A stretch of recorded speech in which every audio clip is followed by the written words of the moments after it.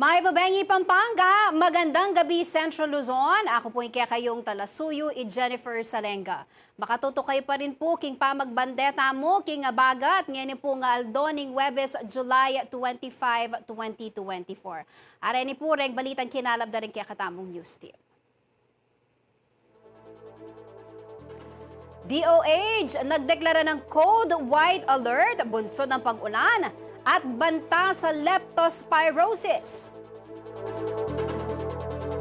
Pampanga River sa bahagi ng Arayat, nasa alarm level status. Ahas at makamandag na hayop posibleng magkalat dahil po sa baha ayon sa DENR. Hanggang salong albog, memerwisyo king San Guillermo Resettlement king Bacolor. At 178 barangays, Kempong Pampanga, makaranas albog. Paulining alangpat ng uran at daralanan ng bagyong Karina at Habagat.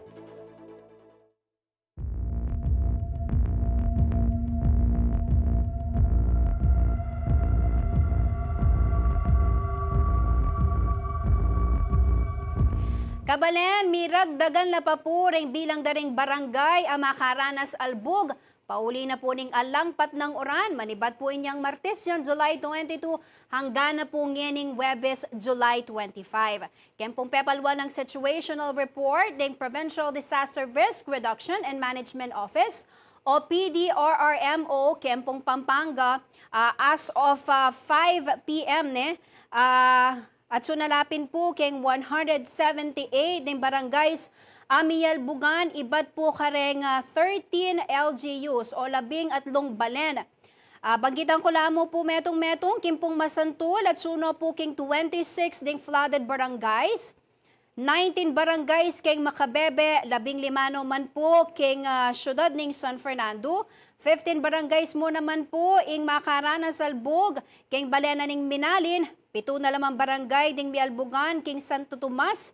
12 barangay king Sasmuan, 31 barangays king Lubao, at king Balena naman po ning Apalit, at ina namang adwang barangay ing Makaranas Albog. 16 barangays naman po ring flooded king Kasalungsungan, king Balena ning Mexico, 4 king Bacolor, 9 king Candaba, at king Balena po ning Arayat, at ina namang 6 barangay ang Makalbog, 5 po king San Simon, at 23 king Balena naman po ning Guagua. Pauli na po ning balawo sa masungit na panahon, linikas danala naman po ring 591 families o 2,202 individuals, karempong 45 evacuation centers, karempong Yaliwang Balen, Ketipu Probinsya. Agpangking Provincial City Social Welfare and Development Office o PSWDO, as of 8 a.m. po ngening Aldo, miras no po kanuking 10,827,251 ing alaga na po ning assistance ami pamilya kareng apektadong Kabalen. Samantala, pauli na po ning mga sika na uran, iwasan na nini atin po kareng asika ning mga sira mo naman. At base po keng report na ning PDRMO Pampanga, miras na kanuking 26,875,811 pesos in cost of damages keng pungpale. 4,719,200 kareng high value crabs, kabang 21,469,615 naman po ing danyos keng fisheries sector. Kapabalwan mo naman po karempong motorista keng Masantol, not passable na po ing dalan king Signa Road, First Street Road, Kempong San Isidro Matua, San Nicolas Santo Niño Road, at king Bacolor naman po, not passable niya naman ing Bangkal Bridge. May sira po, nandin, report niya po yan yung kakatamong talaso yung EJM de Jesus. At may sira ya po yan, mid-collapse pauli na po ning Masikanauran. Samantala, balaos yan mo naman pong maka-blue alert level ang PDRRMC Operations Center and Command and Control Center at supuking PEO Compound Sindalan City of San Fernando para king balaos sa monitoring at coordination kareng local Dream Seas kareng pong 21 LGUs keng Mabilog a Pampanga.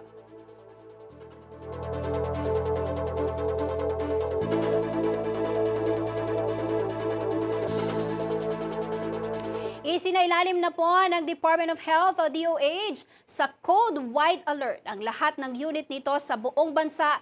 Kasunod po yan ng malalakas na ulan, pagbaha at banta sa leptospirosis, dulot ng bagyong Karina na sinabayan pa ng habagat. Ibig sabihin nakahanda po ang lahat ng medical personnel sa mga ospital at health offices upang magbigay at rumisponde sa mga kinakailangang serbisyo medikal. Sa ilalim din po ng Code White Alert, kailangang mag-monitor at i-report ng mga health units sa DOH ang lahat ng untoward health incidents. Sa tala po ng DOH, as of July 13, nasa 1,258 ang nagka-leptospirosis na may downward trend mula po June 2 hanggang July 3. Ngunit posible raw itong tumaas, lalo na po sa kasalukuyang sama ng panahon na nagpapabaha sa maraming lugar sa Luzon, kasama na po ang gitnang Luzon. Nasa 133 naman ang naitalang nasawi dahil po sa sakit, batay po yan sa July 13 data ng ahensya. Abiso naman po ni Health Secretary Teodoro Herbosa sa publiko na iwasan ang paglusong sa baha, paghawak sa lupa, putik at dumi matapos po ang baha, may sugat man o wala. Ito po ay para maiwasan ang contact sa leptospirosis. Sa mga kailangan ng mga lumusong, huwag pong kalimutang gumamit ng bota hanggang tuhod. Hugasan agad ang katawan ng malinis na tubig at sabon. Pagkatapos, mainam daw ho na kaagad na kumonsulta sa doktor at huwag maging kampante dahil matagal lumabas ang sintomas ng leptospirosis. Bagitin lamang po natin ang ilan sa mga sintomas ng leptospirosis. Yan po ang lagnat, pagsusuka, pagkahilo, muscle pain o pananakit ng ulo. Gayon din po ang pananakit ng calf muscles at pamumula ng mata.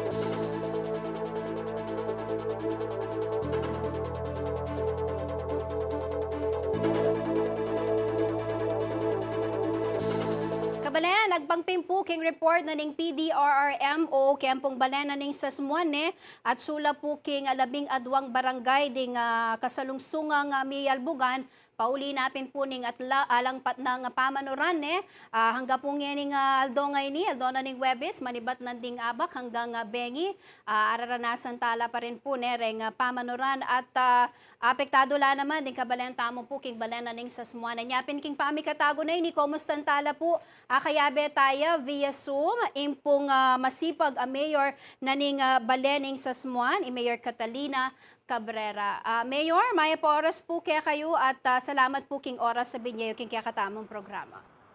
Opo, siyempre malot na po may kakaluguran niya ay pwede na kayo pagbigyan. Lalo na po, bada nga balo rin yung ang kabalen mi na makanining malalyari kay balen sasman. Pangkanta po, aware la po. Before anything else, kumusta kayo po, Mayor? Kakit ko po kayong gulot yun Then kayo pong, I think, council members, ang po pong aliwang department heads, kaya pong balena ng Sasmuan na since this morning, monitor tamo po, ala kayo namang patugot, mag-monitor at kukumustan din kabalenyo at Mambia Relief Goods. Pero bayo tayo pupunta lang ito, kumusta na po rin taga Sasmuan as of the moment? Impong bahami, almost po, 10 to 11 barangays, dahil baha na la po. At 0.5 to 2 feet in katas na po nindano.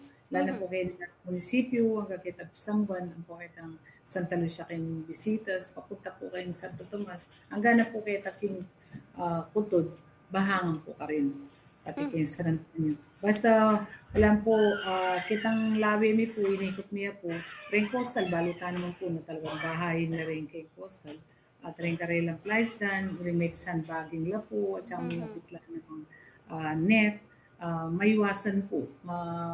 Balang, naman lumalrit ang karelang kay bitayasan ka rin plaistan.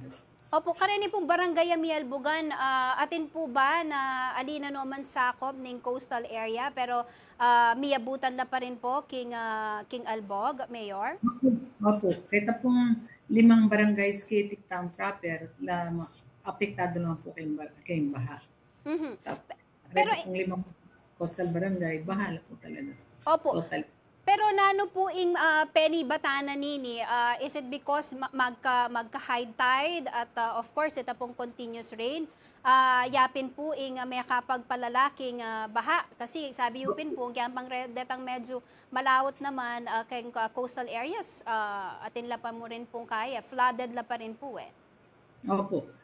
Tsaka maliba po kitang baha, ay kitang uran, ang po king high tide, ang po kung silted yung kay katang kailugan, niya magpantay yung kailugan, king kay katang dalan, king sakan, king pong karin pong kabalengan, king plaso, uling pong pantay aming itas na ning danong kayong ilog, papunta kayong karin kay katang karin pong kaitan.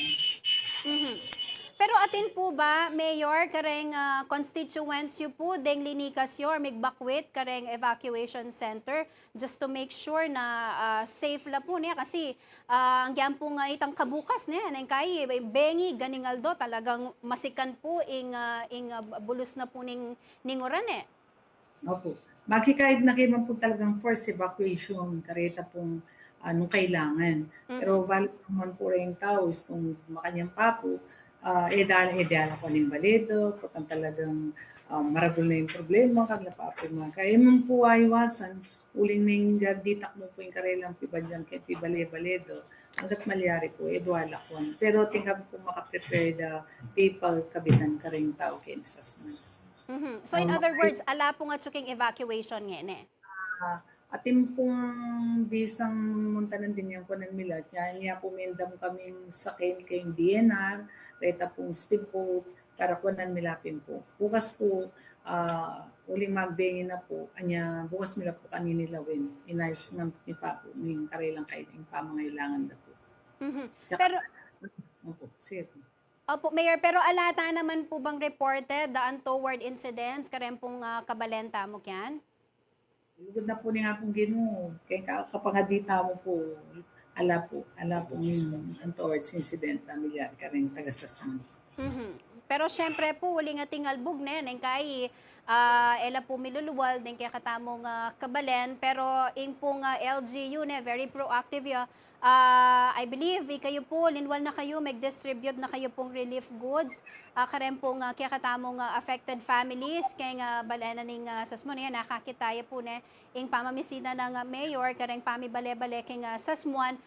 Nanuno pong barangay so far, Mayor, ding aya butanan nyo na pong relief goods, ne?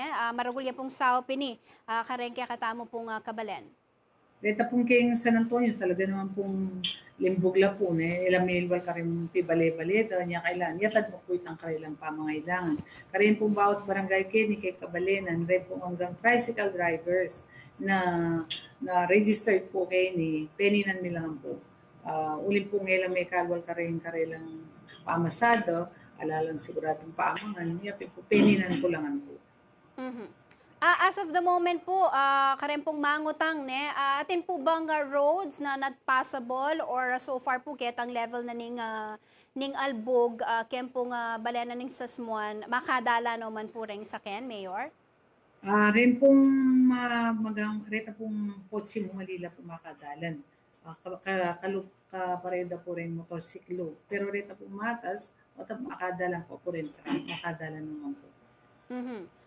Well, ne, marakal po mga di, kaya be na kami po na sana tomorrow, ne, medyo masumanting na po ing panahon, o lalo na po, ne, marakal na po kareng kabalenta mo, ali mo po keti Pampanga, kareng aliwalimang partina, especially king Luzon, ne, maraguling epekto na po nining bagyong Karina at habagat, at syempre po, itang kapigaganakan, pa rin milalako, but somehow, sabi natin po ng pag-asa, we're expecting na by tomorrow medyo maging okay na po ing panahon. But then again, in terms of kayo po, ready nga pamangan, pamamia ayuda, kareng kabalenta mo, king sasmuan, atinta naman pong sapat supply for them? Opo, kanti pa po bukas si Rem pamuntalan ko po rin pong bedridden, nakala mo naman po kanantala pong pamanganda po rin ang karelang pampers na ilam mo nun makalo, makapunta kay Guagua para makasali. Puntalan nila po, ikam po rin kay DSWD, ang po rin kay kami aliwan department heads na kaya beta po. Kaya tabi kami po karitang pamangailangan ng kabalin. Opo. Before I let you go, Mayor, potaputing kayo pang karagdagang buring payabot, kareng constituency po keng Sasmuan. Go ahead po, Mayor. Opo, maya pa bengi po kay kayo nga taga Sasmuan. Ipabalo ko po kayo na kaya betala po rin magobra kay munisipyo na kaya tabi talo na yung kailangan ni po yung pangadiyo, yung taga-keti na tsukay nga diwan lugal, pangadi at no tigay po ngasaw paring ka rin pakakalulutan mong kabalen lalo na dibug mo rin karelang place dahil nila pa makakapaguling asan alalang ko rin kay katamanasan sa pantala po balok naman po na dakal na rin atinan kay tiking Sasmuan. Anya, sana po, ang tabayanan nyo kayo po, ikay munisipyo na idea, ulang balutamo na hindi man maraguling kay katamong budget para kay pamangailangan kay ang tikanining kalamidad. Magkay ko mo po, mag-appeal kay sabing mayat at patin pong sasaw, pero nung pong rengaliwasaw pandakatam, lalo pong itamong tagasasman, saup-saup tapo. Isasan metong tamo po, mga maging mayangan, makanan mga kabayat yung problema. Salamat po. Opo, Mayor, panaulina mo po, you've mentioned, kareta pong bisang sumaw, balo tamo po, metong king kabibiliban tamo, kareng kapwa tamo Pilipino, sung makanining pamikatagon, ito pong spirit of bayanihan, kareng pong bisang magdake sawop, makananula pong makipag-coordinate, kem pong LGU na ning Sasmuan? Opo, in kay katampong kay DSWD, i-Remy Velasco po, iya pong direct contact, para maka-records po nung nanuan po onin naman rin bisang sumab kay katampo. Sasawap na po yung kay katang governor, dininano po rin kay postal barangays, nandun po mabak ni po, marakalan po ito. Ngayon painton ko po, irining kay ni King Sakan, nanggam po kasing kailan Sakan, ala naman pong filmin mo naman kabiyayan. Ikin kay po kabalentamo. Sab-sab ta po, sa pantay po yung balentamo kaluguran kay King Sasman. Salamat po. Alright. Dakala salamat po, Mayor, at karem pong kayabe yo ken, kay kagulutan nyo, rin pong kaya kayong councilors, dakala salamat po, at mimingat kayo po. Balomi, balabalaos pa rin po kaya kayong pamag-monitor king kasalungsungan at di na nyo rin pong panahon banta makapagpainaway na kayo man. Uling epa po mayayari ing obrang yening aldongay ni. Dakala salamat po, Mayor Catalina Cabrera ng Sasmuan. Samantala, makabuklat na lapu at activated din kayabing permanent evacuation centers, kareng mialiwa pong barangay, king syudad naman ng San Fernando para kareng pamilyang apektado ng albog at kailangan na pong ilikas. Kaya ba kareng pong migbakwit o kareng pong magkailangan magbakwit ng evacuation center, kaya pong St. Jude, Kebiawan, San Juan ang Popuking Lara. Kompleto la kanodeti, bang maging maayos at ligtas ing pa magstay dareng pamilya, lakwas po deng ating anak mga lati. Balang pamilya ating pong maka-assign at tent karela. Karempong pamilya nga rin, each family atin la pong tent at tutukyan, regulasyon, atin la kanong infirmary at kompletong panulo, karempong may sabing center, panibalaning City Health Office. Kabang libre mo naman po ing pamangan, mamanduhan na po ning City Social Welfare and Development Office. King Kayabe Evacuation Center, kempong Barangay Lara, atin ang apulong pamilya, ing milikas po na bengi, July 24, uli napin po ning mabilis sa pamagtas ning danom. Ibala po ready king Barangay San Pedro, Ampong San Nicolas. King Kabilugan, 5 na pong o 55 la kanong families ding mi kasya po kay lugar ita. Samantala, aparte king sasadya ng pamanganing LGU, Atin mo naman pong mag-donate kalupa na namuning donut ay Ibat King Metong at Donut Company. Awa, preparado tamo. Actually, napun abak karin tamo mag-activate 24/7. Ne? Itang nanutangin ni Thursday, o so anyang Tuesday, atin tamong mag-evacuate 7 families kayong San Juan. Ne? Uning kasi rin family nga rin, yung atsuya kayo ni kompleto ta facility kayo ni, edo alakwan ding baleda, burida, at chula keng malapit ata tanaw dala ring baleda nya pinachula ka rin keng San Juan. Buritala man ni dalangan kay ni uling mas kumpleto yung facility kay ni akit mo ting couple room, ating per family room, kay ba't atin lang laundry area. Mas maging lang sanang comfortable kay ni. So comfortable la rin ka rin. Nung sana itambakan tayo masakit yung monitoring kaya katamo pimetong tala sana kay ni. Unang syempre talagang labisang mako kayong barangay da. Right now, pinatintamo naman kayong barangay Kebyawan. So, ilan na naman puntalan tamo kanyan ka rin. So, ready tamo. Sana kalupan na ning mga labasan tamong bagyo, kareng mga labas sa Banwa, magumpisang milukluk tamo, linukluk tamo, na itamo mo in San Fernando mo yung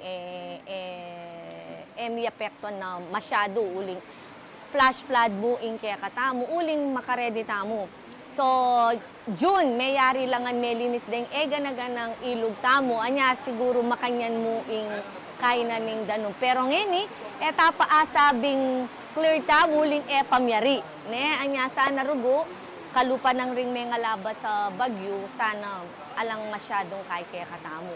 Rengal bug tamo ngeni, alaking dalan at chula keng kilog barangay kareng bale-bale anya ila reng pendinan tamong relief goods deta at etapa yari kasalukuyan tapang mamye keni. Actually retang mabibisa na laman mag-evacuate mo pid kareta mong barangay da kasi kareng barangay kasi tinta naman evacuation center.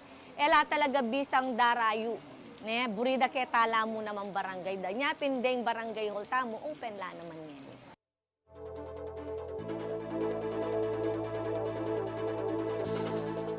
Kabalan, ako pumama ko, magbalik ya pa ing bante habagad si LTV 36 special coverage.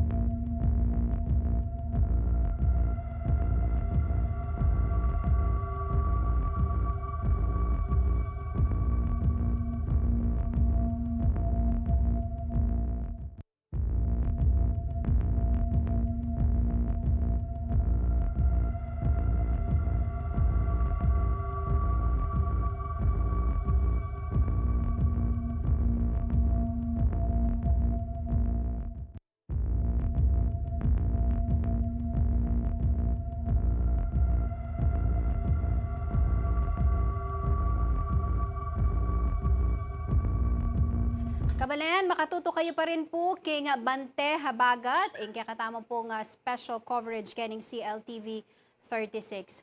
May daw niya pong libreng sakay nga Pampanga Police Provincial Office o PPO para po kareng stranded na memalen papunta po syudad San Fernando, Amanibatan king Mexico at vice versa. May lalam po kasi ing danom at miras na hanggang tud ing albog, kempong Barangay Lagundi, Mexico, Pampanga. Anya, magkasakit na lapong lumabas ring saken. Agpangking Mexico LGU, aktibo la kanong roronda. Magbante ang popong magmonitor ring otoridad king sitwasyon king lugar. Pakisabi na mo naman po kareng memalen ang magdoble ingat ang pong miwas na pamong lumabas king makalbog a portion lakwas po king Lagundi Jasa Road. Kasalungsungan la kanong maka-standby ring emergency services ba mamya pong sawop kareng mangailangan.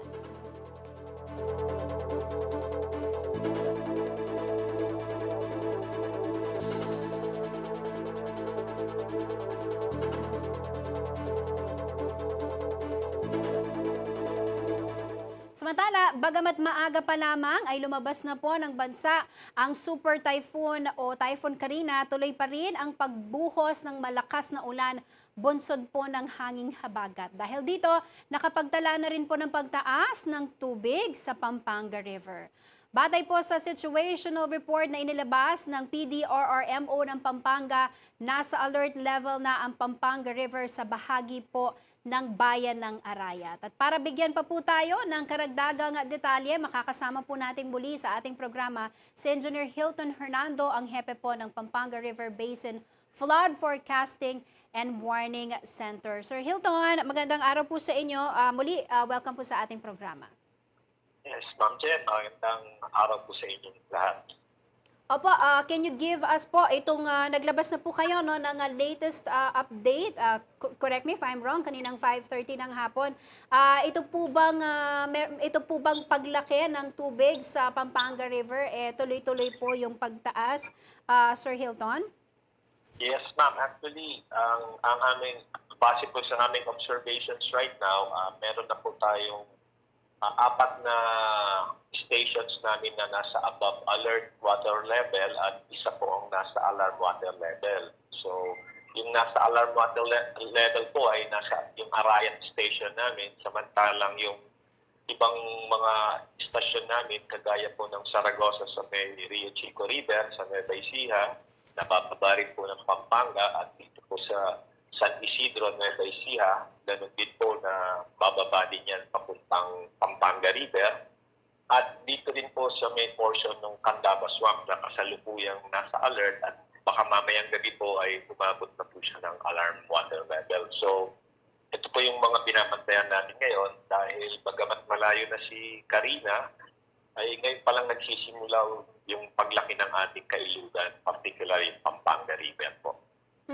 Sa monitoring nyo, sir, gaano po kabilis yung pagtaas at pakipaliwanag din ho no kung ano ho ba yung mga sitwasyon na asahan po natin oras na lumaki pa ho lalo no at sabi niyo nga po ay may 4 na station na nasa above alert water level na. Yes, ma'am. Actually, yun po yung tinitignan namin ngayon kasi yung mga stations na nasa alert level ay ilan dito ay nanggagaling po sa Nueva Ecija. So, maasahan po natin na tataas pa ho ng, sabihin natin, hindi masyadong, maaaring hindi pa umabot ng critical, subalit yun pa ho yung aming tinitignan na maaari din umabot sa critical yung ilang istasyong kagaya po ng Candaba Swamp, maaari siyang umabot ng critical. At yung Arayat naman, posibleng just below critical water level. So, yun yung mga projections namin as of now. So, malalaman po namin yan ulit bukas po kung ano ang pagbabago na makikita namin dito sa mga upstream stations namin. Opo, syempre mahalaga yung paghahanda po no sa mga ganitong pagkakataon. Just give us a scenario. Wag naman po sana no, pero kung sakaling umabot po doon sa critical level, ano po yung mga lugar particularly dito sa Pampanga ang kailangan pong paghandaan ito, mag-monitor no para po sa safety ng kanilang mga kababayan kung sakaling magkakaroon man po o umabot doon sa critical level. Yes, ma'am. As usual po, ang unang-unang nakikita namin dito ay yung mga bayan dito sa may Candaba Swamp area, kagaya po ng Candaba, San Simon, San Luis, at saka yung Apalit. So, yan po yung portion ng Candaba Swamp area. At dito naman po sa main Pampanga River, na manggagaling po ng Arayat, nandiyan din po that mga riverside areas po ng San Luis, San Simon, Apalit, Macabebe, Masantol, at yung ilang portions ng Bulacan, kagaya po ng Kalumpit, Agonay at Paundo. So ito po yung mga nandoon sa gilid ng Pampanga River na sa kasalukuyan po ay unti-unting lumalaki po. So yun po yung parang senaryo na nakikita natin at the moment. Pero may regular monitoring naman po tayo no sa mga LGUs kasi may mga kababayan po tayo na nasa mga evacuation center at posible nga pong makaapekto, makadagdag pa doon sa problema sa baha kung sakali mang lumaki pa yung tubig na bumababa no dito po sa Pampanga River. At syempre ho, yung ating mga kababayan, lalo na ho ang sabi ng Pag-asa, medyo asahan na ho yung pagganda ng panahon, mababawasan na yung mga pag-ulan dahil nakalabas na nga po ang bagyong Karina at kapag humina raw ho ito, hihina din. Tama ba, Sir Hilton? Yung hatak Yes, niya sa habagat.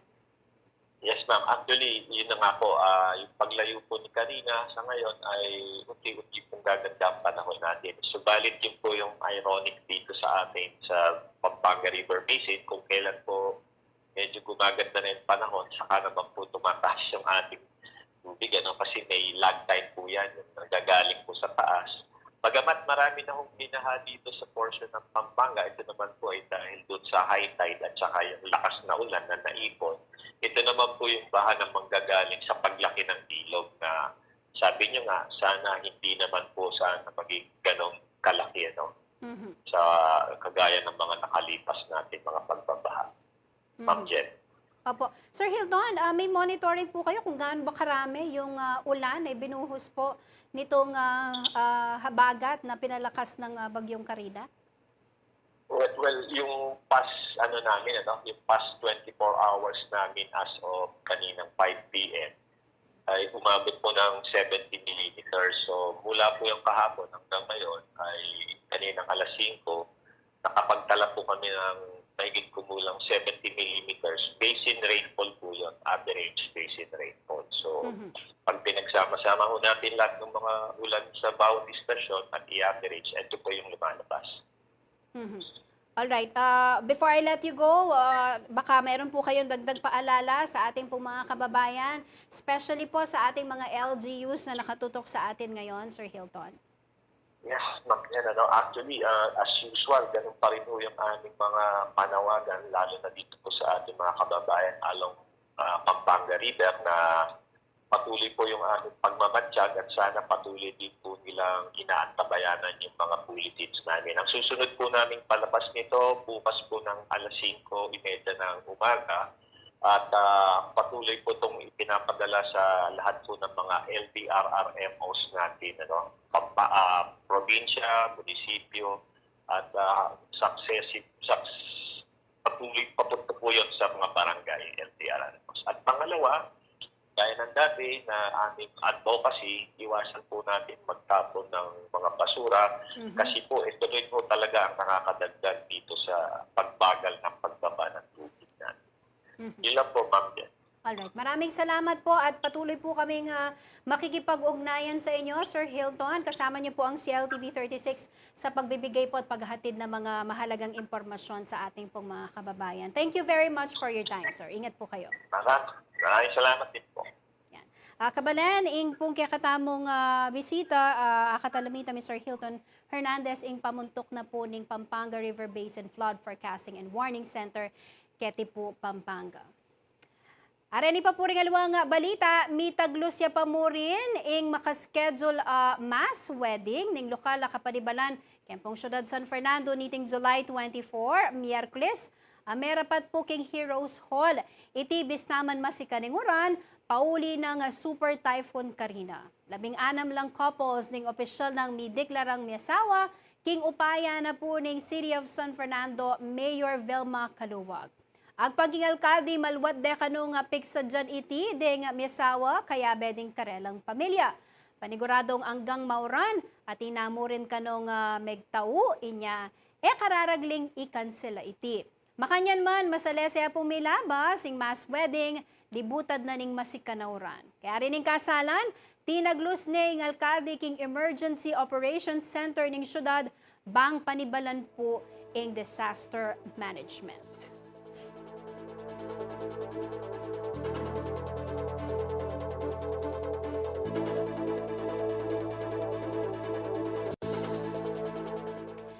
Pauli na po ning alampat ng pamanuran, may collapse sa ing Bangkal Bridge. As per Sir Rio, ing MDRRMO na po ning Bacolor at inyang sukad at 20 feet ing tete.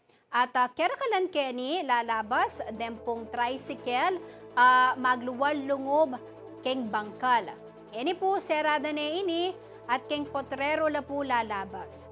Priority kanong yan evacuation ang po po itang after ning sakuna ne karinda ne po kano samasan at lawen.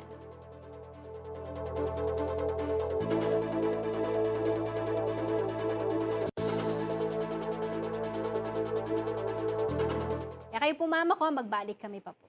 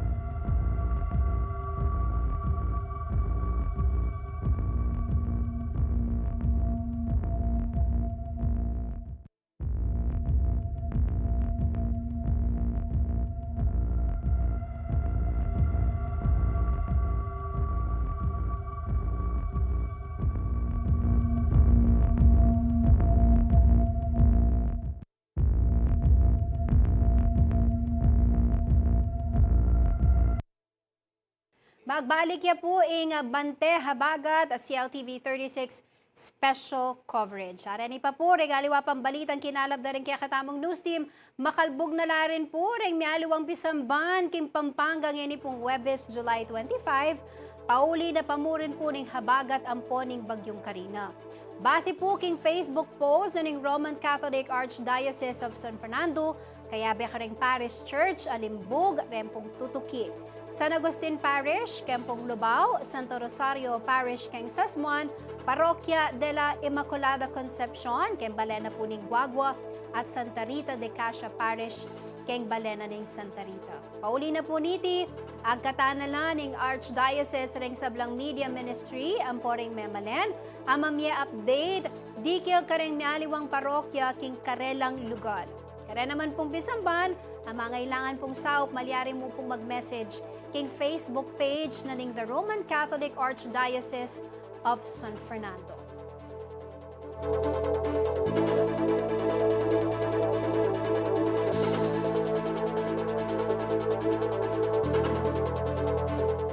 Migpagana ka naman po ing Animal Kingdom Foundation o AKF na dapat mo naman dinan pansin ing kaligtasan da puring seseng ayop ngening ating kalamidad. Deng seseng animal, pamilyala naman kanu at dapat lang ituki kabang mag-evacuate patse ating kalamidad. Nung ela po yung ituki, paganakaning grupo ay lakola sana kareng-karelang kulungan bang mikatsansa lang makalipat keng mas ligtas alugal. Dagdag na pa po ning AKF, dakal na lakanong ikita animals keng milabas a panahon, ame nga matena mo uli po nga makatali at makakulong lareni kabang ating albog ang pong aliwang sakuna. Nasara, kasabihan na ni nga pamagsadya ng pamilya, panatilyan la namang ligtas deng seseng animal.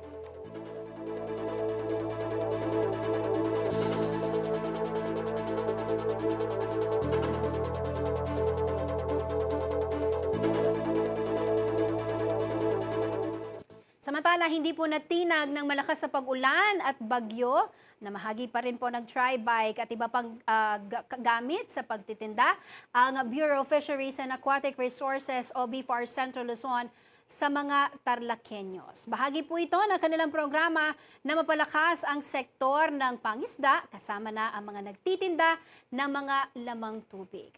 Narito po ang report.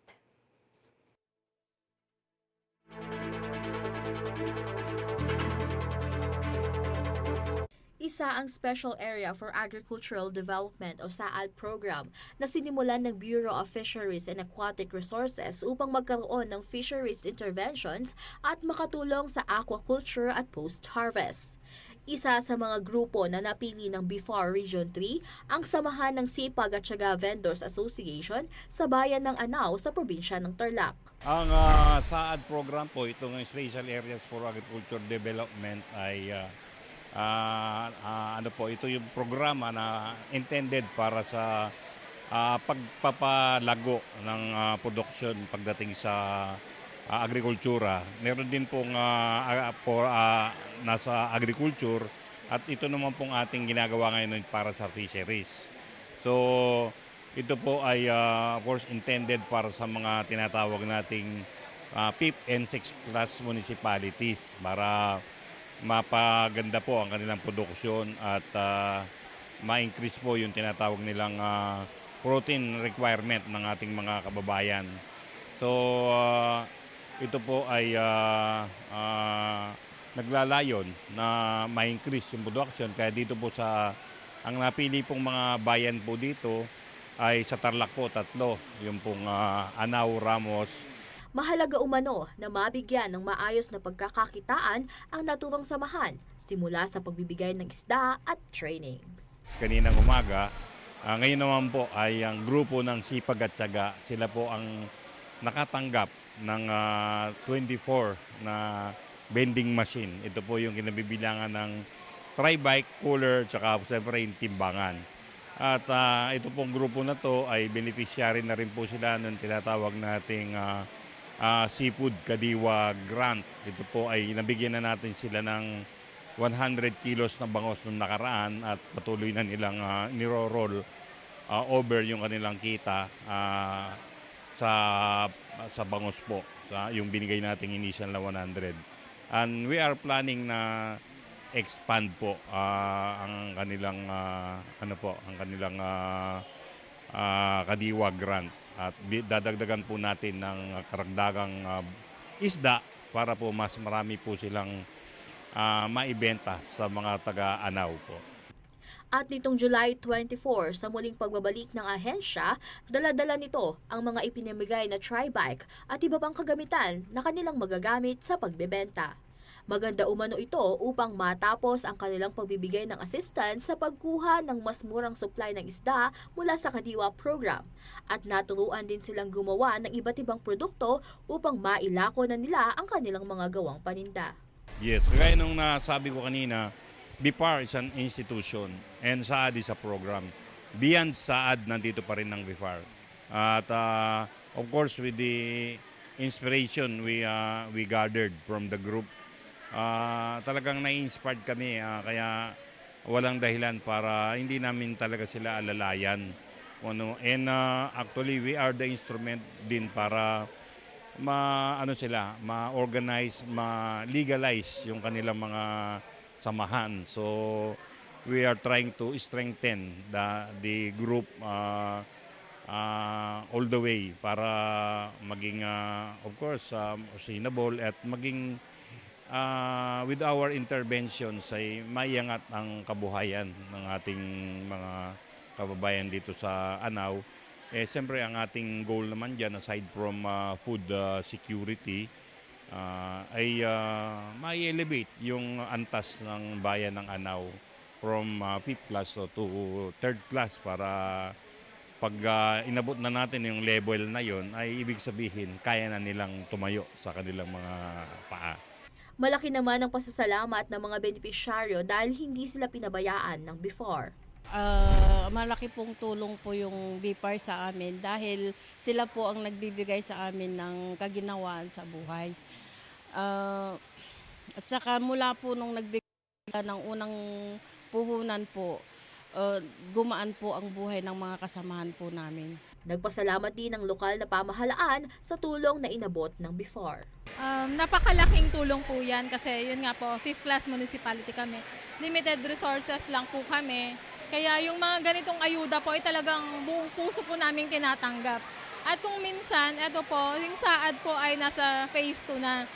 Hindi po kami titigil na hanggang dito lang yung makukuha naming mga benefits. Talagang magre-request pa po kami. Para yung aming kababayan, lalong-lalo na po yung buong organisasyon, ay mag-benefits po nito. Makakatulong po sa kanilang pang-araw-araw na kita. Nangako naman ng before na patuloy ang kanilang paghahanap ng solusyon at pagbibigay ng tulong sa mga nasa fishery sector. Yes, based naman dun sa instruction ng ating secretary ay yung ma-establish or ma-identify natin yung new areas for aquaculture dahil lang aquaculture naman ay more than 50% na ang contribution sa ating buong fisheries production. So marami tayong nilalatag ng mga programa din. Kasama si JM De Jesus, ako si Danny Gagino para sa CLTV 36 News. Apin po rin ding mga ragula balitang kinalap ng kaya katamong news team. Para kang alwa pang updates, i-like and follow yun lamang po rin kaya kaming social media pages. Kayong lagyo na po ning mabilog ang CLTV 36 News and Current Affairs. Ako po yung kaya kayong talasuyo, Jennifer Salenga, ating pusong makabalat. Miningat tamo po.